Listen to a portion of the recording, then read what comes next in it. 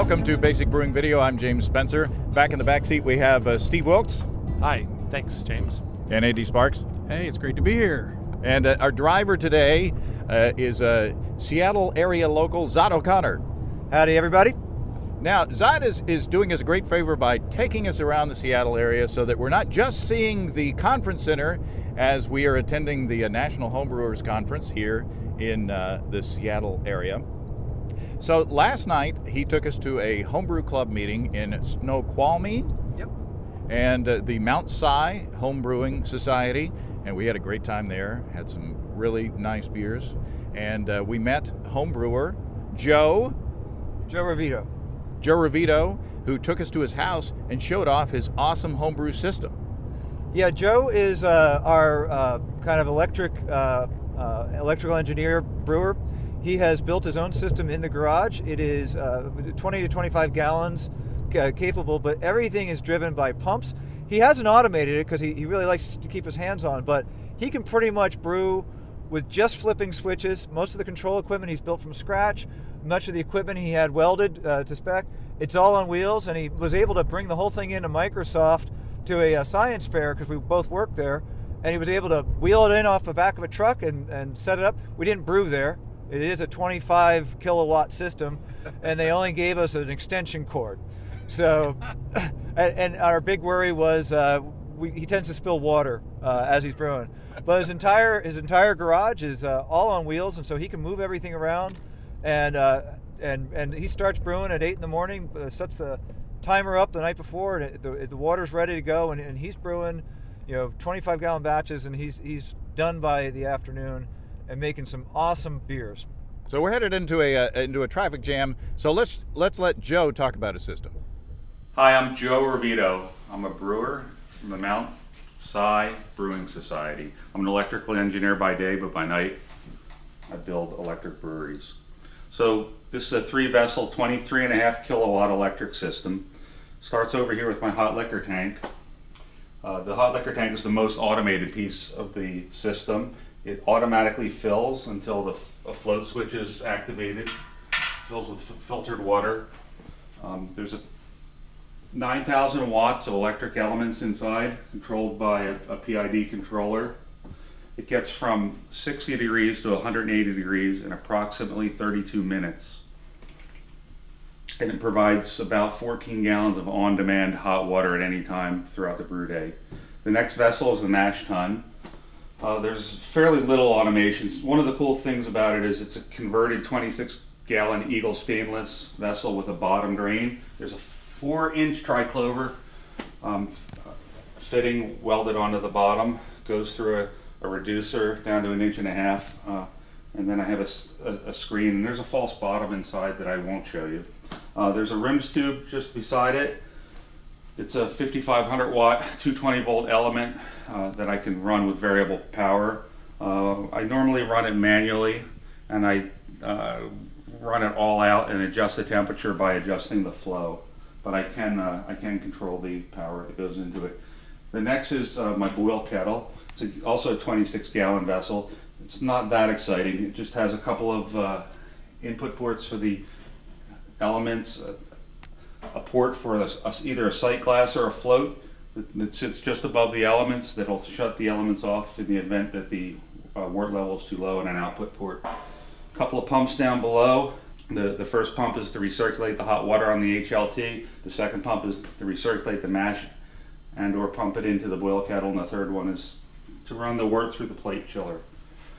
There's a electronic pump box over here that controls each of the 3 pumps, does the autofill on the hot liquor tank, as well as controls the rims element.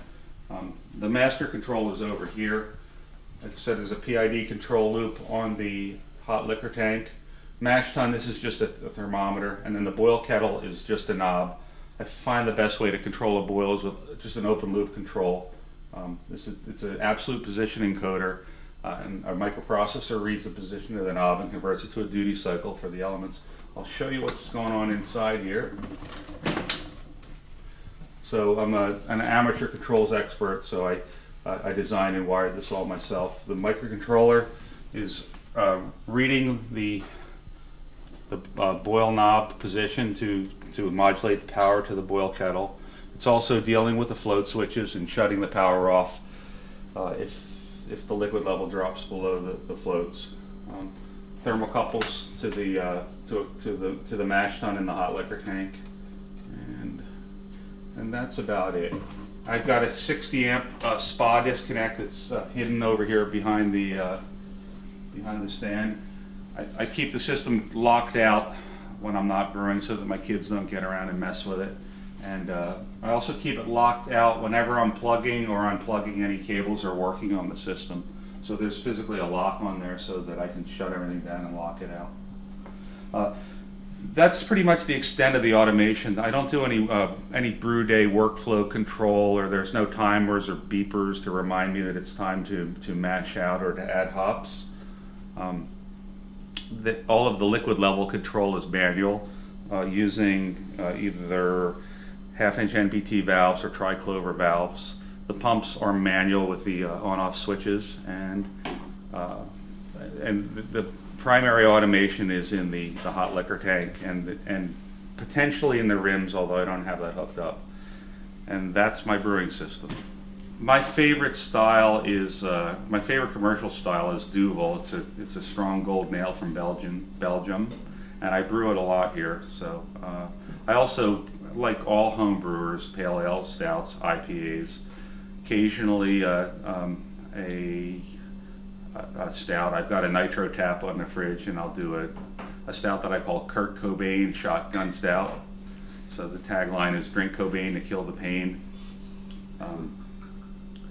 I also I've started brewing a Pilsner with this system, and with great success. And the other lager that I brew routinely is a Vienna lager. It's like a Dos Equis or a Negra Modelo style. Well, that was an awesome system. Now, Andy, you're an electric brewer. What'd you think? It was pretty awesome. He's got everything kind of laid out. It's really refined. Obviously, he's put a lot of work into this. There's a lot of different ways you can go on this, on an electric brewery. But I really like the way he went with just basically each thing is controlled by one little PLC. Really, really nice. And his whole garage setup, his whole brewery setup is really awesome. Yeah, I mean, what Andy said, I'm not an electric brewer, and I'm not an electrician. I'm scared to change light bulbs. But I was really impressed with just the sheer logic that it took to put that together, and just seemed like just an awesome way to brew. I mean, it's not the way I brew, but good Lord, it's wonderful. Yeah. Well, we're headed around. We're going to try to get some more stuff for you to look at. If we don't have too much fun, we'll have more touring around the Seattle area. So thanks to Zot for taking us around, and thanks to you guys for being passengers. Thanks to you for watching. We'll talk to you next time.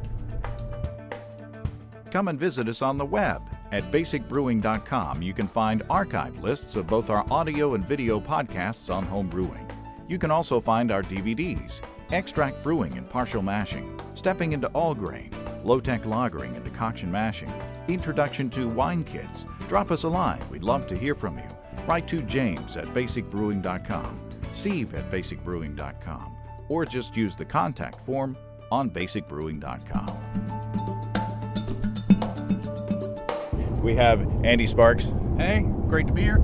And Steve Wilkes. Say that again. Sorry. You have to pay attention because we're recording. I'm texting.